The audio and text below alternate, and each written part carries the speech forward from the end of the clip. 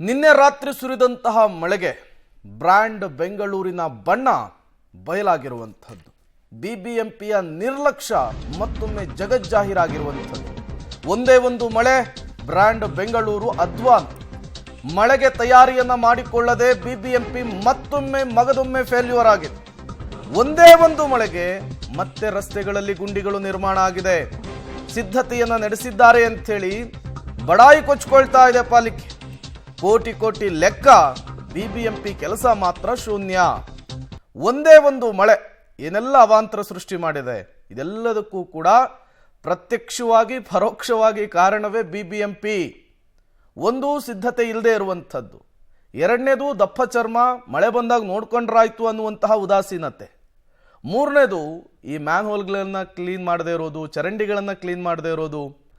ಎಲ್ಲವೂ ಕೂಡ ಇವತ್ತು ರಸ್ತೆಯಲ್ಲಿ ನೀರು ನಿಲ್ಲೋದಕ್ಕೆ, ತಗ್ಗು ಪ್ರದೇಶದ ಮನೆಗಳಿಗೆ ನೀರು ನಿಗೋದಕ್ಕೆ ಕಾರಣ.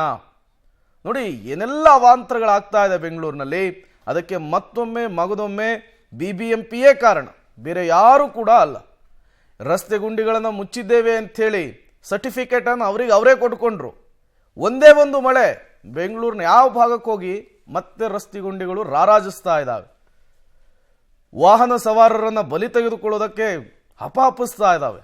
ಅಂತಹ ಪರಿಸ್ಥಿತಿ. ಈ ರಸ್ತೆ ಗುಂಡಿ ಮುಚ್ಚೋ ವಿಚಾರದಲ್ಲಿ ಕೋಟಿ ಕೋಟಿ ವ್ಯಯಿಸಿದ್ದು.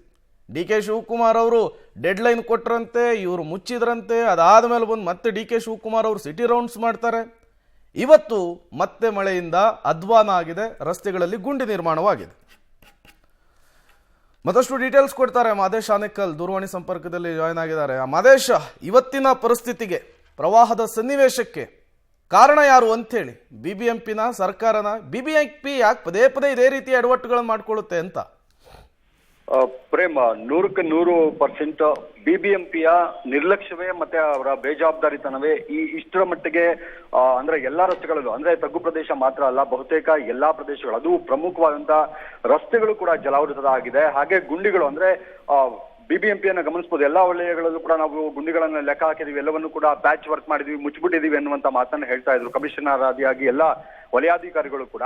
ಆದ್ರೆ ಒಂದೇ ಒಂದು ಮಳೆಗೆ ಅವರು ಹಾಕಿದ್ದಂತ ಡಾಂಬರ್ ಎಲ್ಲವೂ ಕೂಡ ಕಿತ್ತು ಬಂದಿದೆ. ಹಲವು ಕಡೆಗಳಲ್ಲಿ ಅಂದ್ರೆ ಅವರು ಹಾಕಿದಂತ ಡಾಂಬರ್ ಕಿತ್ತು ಬಂದು ಮತ್ತೆ ಗುಂಡಿಗಳಾಗಿದ್ದಾವೆ, ದೊಡ್ಡ ಮಟ್ಟದ ಗುಂಡಿಗಳಾಗಿರುವಂತದ್ದು. ಜನ ಈಗ ರಸ್ತೆಗಳಲ್ಲಿ ಓಡಾಡೋದಕ್ಕೆ ಒಂದ್ ಕಡೆ ರಸ್ತೆಯಲ್ಲಿ ಯಾವ ರಸ್ತೆಯಲ್ಲಿ ನೀರು ತುಂಬಿಕೊಳ್ಳುತ್ತೆ, ಯಾವ ರಸ್ತೆಯಲ್ಲಿ ಏನಾಗುತ್ತೋ ಅನ್ನೋ ತರದ ಆತಂಕದಲ್ಲೇ ಸಂಚಾರ ಮಾಡುವಂತ ಪರಿಸ್ಥಿತಿ ನಿರ್ಮಾಣ ಆಗಿದೆ. ಇದೆಲ್ಲದಕ್ಕೂ ಕೂಡ ಬಿಬಿಎಂಪಿಗೆ ಕಾರಣ. ಯಾಕಂದ್ರೆ ಹಲವು ಬಾರಿ ಕೆಲವು ಅಂದ್ರೆ ತಗ್ಗು ಪ್ರದೇಶಗಳಲ್ಲಿ ಮಳೆ ನೀರು ನಿಲ್ಲುವಂಥದ್ದು, ಈಗ ಕೇಂದ್ರ ವಿದ್ಯಾಲಯ ಆಗಿರುವಂತದ್ದು, ಈ ಅಪಾರ್ಟ್ಮೆಂಟ್ ಗಳಾಗಿರುವಂತದ್ದು, ಇಲ್ಲಿ ಪ್ರತಿ ಬಾರಿ ಮಳೆ ಬಂದಂತ ಸಂದರ್ಭದಲ್ಲಿ ಕೂಡ ನೀರು ನಿಲ್ಲುವಂಥದ್ದು ಸಾಮಾನ್ಯ ಅನ್ನುವಂತ ಪರಿಸ್ಥಿತಿ ನಿರ್ಮಾಣ ಆಗಿದೆ. ಈ ಬಾರಿ ಬಂದಂತ ಮಳೆಗೂ ಕೂಡ ಯಾವುದೇ ರೀತಿಯಾದಂತ ಮುಂಜಾಗ್ರತಾ ಕ್ರಮಗಳನ್ನ ಬಿಬಿಎಂಪಿ ತೆಗೆದುಕೊಂಡಿಲ್ಲ ಅನ್ನುವಂಥದ್ದು ಸ್ಪಷ್ಟವಾಗಿ ಇದು ಗೊತ್ತಾಗ್ತಾ ಇರುವಂತದ್ದು. ಯಾಕಂದ್ರೆ ಮಾಹಿತಿಗಾಗಿ